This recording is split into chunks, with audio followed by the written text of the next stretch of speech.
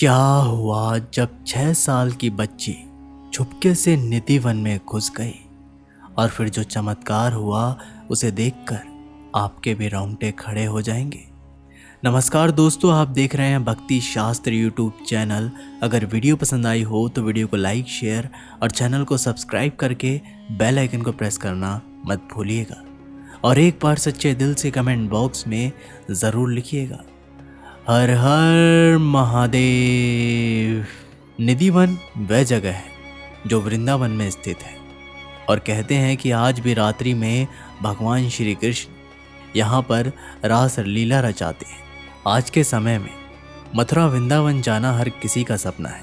ऐसे में मध्य प्रदेश के मंदसौर शहर में रहने वाले सुरेश और सुरेखा नाम के दो पति पत्नी अपनी 6 साल की बच्ची के साथ मथुरा वृंदावन भगवान श्री कृष्ण के दर्शन के लिए गए।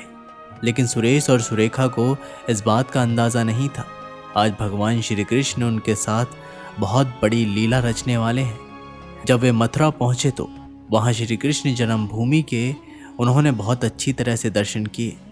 उनकी बच्ची मात्र 6 साल की थी, उसका नाम स्नेहा था और वो भी लड्डू गोपाल की बहुत बड़ी भक्त थी। मथुरा में भगवान श्री कृष्ण के दर्शन करने के बाद वे लोग वृंदावन बाके बिहारी मंदिर पहुंचे, जहां पर भक्तों की बहुत ज़्यादा भीड़ थी। सुरेश और सुरेखा भी अपनी 6 साल की उस बच्चे के साथ भीड़ में दबे हुए थे और बाके बिहारी की एक झलक पाने के लिए बेताब थे।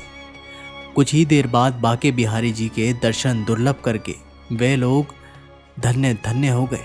लेकिन इसी भीड़ में सुरेखा का हाथ स्नेहा से छूट गया और 6 साल की बच्ची भीड़ में कहीं गुम हो गई। उस समय वह इतनी ज़्यादा भीड़ थी कि उस छोटी सी बच्ची को इतनी भीड़ में ढूंढ पाना संभव नहीं था। लेकिन फिर भी सुरेश मंदिर में चारों ओर उसे ढूंढ रहा था। सुरेश ने मंदिर का चप्पा चप्पा खोज लिया, लेकिन स्नेहा उसे नहीं मिली। अब वे दोनों बहुत ज़्यादा परेशान हो चुके थे और बाके बिहारी जी से प्रार्थना कर रहे थे। देखते देखते 2-3 घंटे बीत गए और रात्रि के 8 बज चुके थे। अब वे वृंदावन की गली गली में रोते रोते अपनी बेटी स्नेहा को ढूंढ रहे थे। वृंदावन में मौजूद निधि वन के दरवाजे शाम 6 बजे बंद कर दिए जाते हैं। उसके बाद निधि वन के अंदर रुकने की अनुमति किसी को भी नहीं होती। सुरेश सुरेखा को शक हुआ शायद उनकी बच्ची 6 बजे से पहले निधि वन के अंदर तो नहीं चली गई।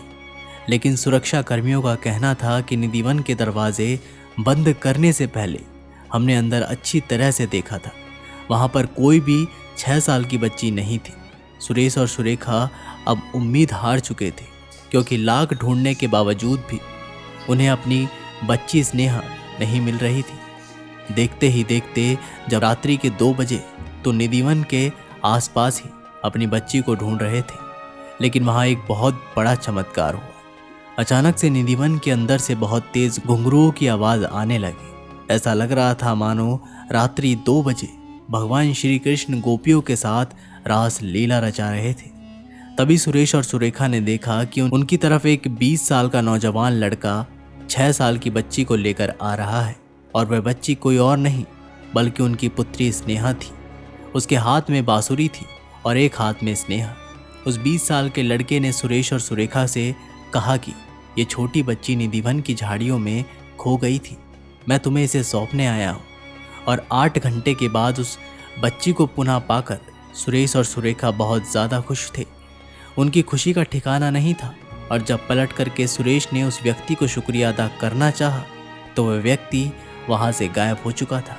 और उसके बाद निधि वन के अंदर से पुनः तेज घुंघरुओं की आवाज़ आने लगी।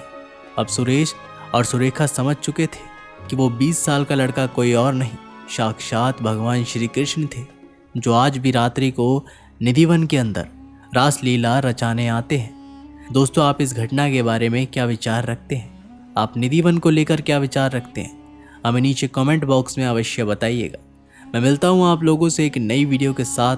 तब तक के लिए हमारे चैनल को सब्सक्राइब करके बेल आइकन को प्रेस करना मत भूलिएगा।